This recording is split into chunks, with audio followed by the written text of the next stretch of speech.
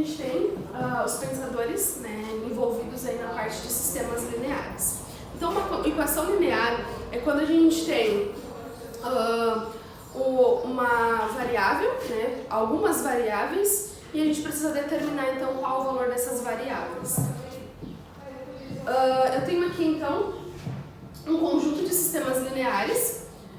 Então eu tenho sempre uma incógnita, né, que é o que eu preciso descobrir, o valor que eu preciso determinar, as variáveis, né, e então a solução para cada uma das equações, né, desse conjunto de equações dentro desse sistema linear. Então eu tenho então aqui a forma matricial desse sistema linear. Então o que é na forma matricial? Então eu tenho ali o coeficiente do x, que é 2, tenho o coeficiente do y, que é 3, e o termo da igualdade, né, é 4. E ali eu tenho também, embaixo no sistema de equação, eu tenho o coeficiente que acompanha o x, que ali é 1, o coeficiente que acompanha o y, que é menos 1, e o coeficiente que acompanha que é o termo independente, né, que é o valor da igualdade, que é o 2. Então, deixar isso na forma matricial é deixar na primeira matriz, eu tenho então os coeficientes, na segundo conjunto de matriz eu tenho as incógnitas, que eu tenho só então nesse caso aqui x e y, e na igualdade eu tenho então 4 e 2, que são os valores então que vão ser os resultados aí desse meu sistema de equação. E aqui eu consigo fazer então para a quantidade de variáveis que tiver na minha matriz. Tá? Então se eu tiver ali, eu tenho 3 variáveis, então no meu matricial eu vou ter o x, y e z. Se tivesse 4, eu ia ter então mais incógnitas. Então, como que então eu resolvo esse tipo de sistema, Então, ele está associado, então, a gente lembrar da ideia de determinante. Então, se não lembra como que funciona determinante, né, a nossa equipe vai colocar um card aí para que vocês possam entrar, então, nos vídeos de determinante para poder entender como que funciona. Então, eu tenho aqui um exemplo de sistema, que é um sistema possível e determinado. Um sistema possível e determinado é quando ele tem apenas uma solução ali, uma solução determinada para poder resolver então o dado sistema. Então eu tenho uma única solução. Então eu tenho aqui um sistema com duas incógnitas, que é a incógnita x e y.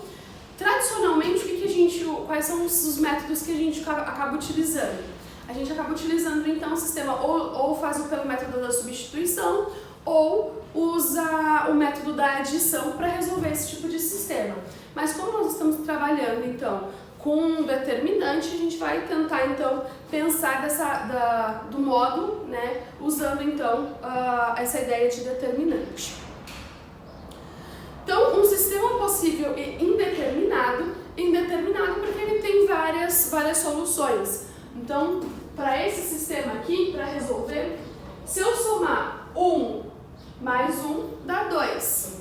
Se eu multiplicar 2 vezes 1 dá 2, 2 vezes 1 dá 2 e 2 mais 2, 4. Mas também existem outras soluções aqui. Então, ali ele dá, se eu fizer 1 meio mais 3 meios, também vai dar 2. Se eu multiplicar por 2, também vai dar 4, tá? Então, indeterminado porque eu tenho outros valores que solucionam esse mesmo problema. E impossível é quando eu não consigo pensar ou não tem solução. É um valor absurdo. Então, aqui, se eu fizer 1 mais 1 dá 2, só que 1 mais 1 não vai dar 5. Então, aqui eu tenho um exemplo de sistema impossível, porque não tem uma solução.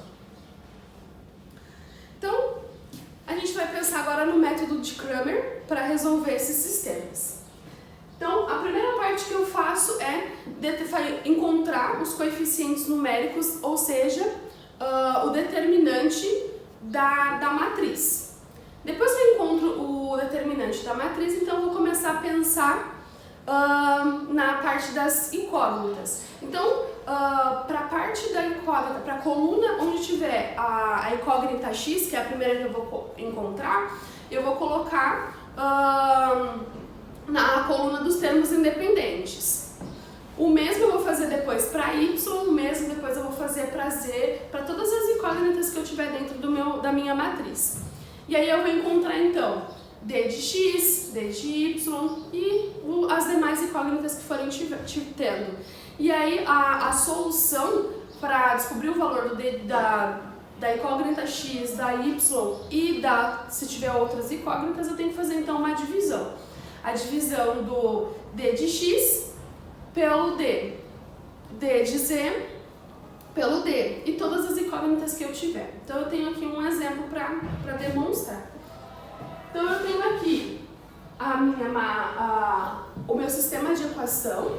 Dentro desse sistema de equação, então, eu tenho eu tirei todos os coeficientes, então toda vez que não tem número é porque o meu coeficiente é 1. Então eu destaquei aqui os meus coeficientes e essa coluna aqui é a coluna do meu resultado, do meu valor numérico.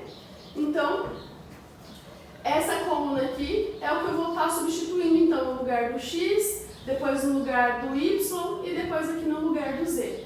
Então, encontro o primeiro determinante daquela matriz, sem incluir, então, ali a coluna dos resultados. Tá? Então, na primeira parte, eu não coloco a coluna dos resultados, só faço o determinante, então, dos coeficientes. Depois, eu vou substituir. No lugar da coluna daqui, ó, do x, que está ali representado por 1, 2 e 2, eu vou colocar a coluninha aqui dos meus resultados da minha igualdade. Então, substituir, calculo o determinante. A mesma coisa agora eu faço para y. No lugar da coluna do y, eu vou colocar a coluna dos resultados. E a mesma coisa eu faço para z. Coloco então a coluna dos resultados no lugar de colocar a coluninha do coeficiente z. Determine então os valores, calcule então o valor dos determinantes. Lembrando, não lembra de como que faz determinantes? Assiste o videozinho explicando, das explicações de como resolver determinante.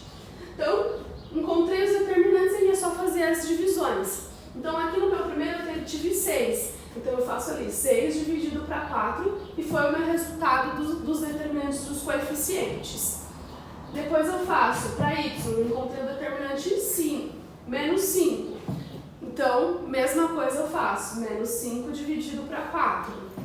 E no último eu encontrei 3, eu vou fazer 3 dividido para 4. É assim então que eu consigo encontrar então